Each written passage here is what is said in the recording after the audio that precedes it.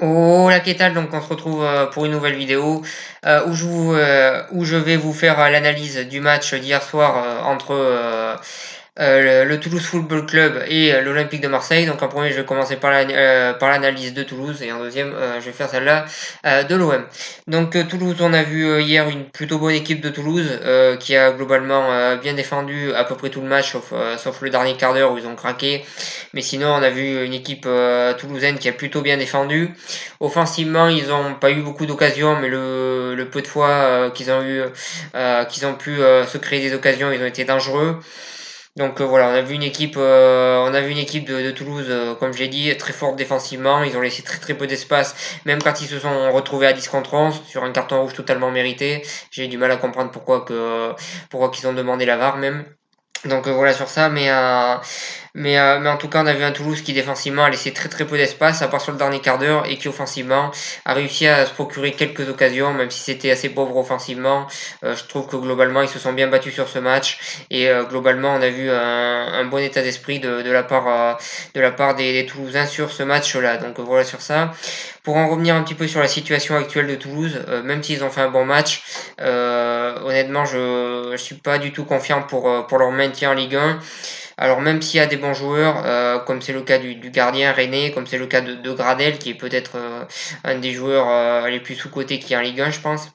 Mais au-delà de ça, je trouve que collectivement, si on oublie ce match, ça reste quand même une équipe que je trouve plutôt faible. Et honnêtement, je suis pas très confiant pour le maintien de Toulouse en Ligue 1. Après, s'ils arrivent à se maintenir, tant mieux pour eux. Moi, personnellement, je suis totalement neutre pour le maintien. Mais en tout cas, je suis pas très confiant pour cette équipe pour la suite. Donc voilà sur ça. Ensuite, pour en revenir à l'Olympique de Marseille. Une première mi-temps assez poussive où on n'a pas vu grand-chose, où offensivement ça manquait de mouvement pour pouvoir se créer des occasions.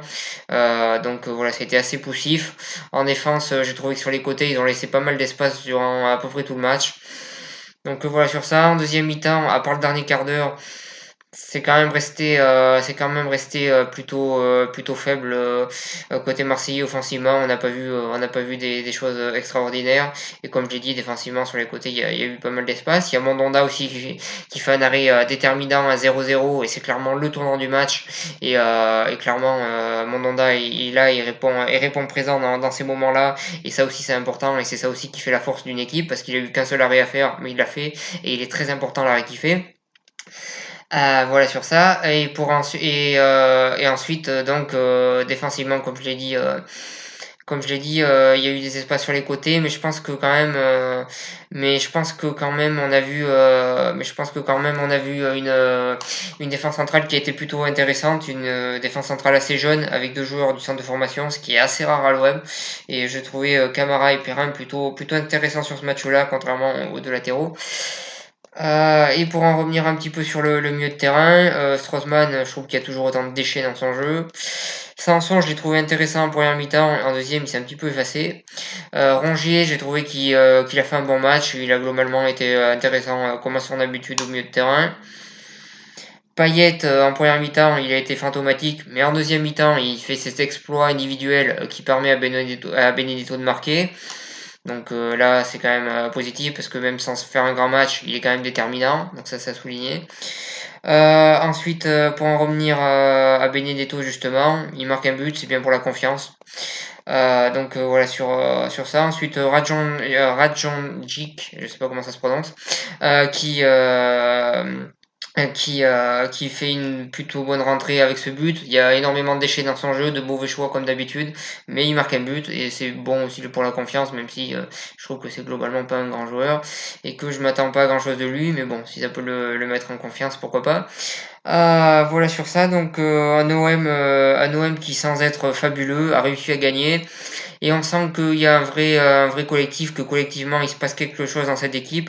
Alors c'est pas forcément formidable à regarder sur certains matchs, mais en attendant je trouve qu'il y a un vrai collectif, il y a une vraie équipe qui est soudée sur le terrain. Et j'ai l'impression qu'il se passe quelque chose d'intéressant collectivement dans cette équipe. En tout cas on voit une équipe qui est là, qui lâche rien, même dans la difficulté. Une équipe qui se bat, une équipe qui est assez conquérante. Et ça, c'est intéressant. L'état d'esprit côté marseillais est irréprochable. Même si le match n'est pas parfait, ils arrivent à gagner. Troisième victoire d'affilée, deuxième du championnat. Donc voilà, il y a quand même pas mal de motifs d'espoir côté marseillais. Il va falloir pour eux qu'ils continuent s'ils veulent espérer pourquoi pas finir sur le podium en fin de saison. On verra si ça sera possible ou pas par la suite. C'est encore trop tôt pour le dire, mais voilà, on verra ce qui va se passer pour la suite. En tout cas pour l'instant, je trouve que c'est quand même plutôt rassurant l'état d'esprit.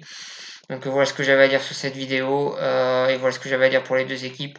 Je vous remercie de m'avoir suivi et je vous souhaite une bonne continuation.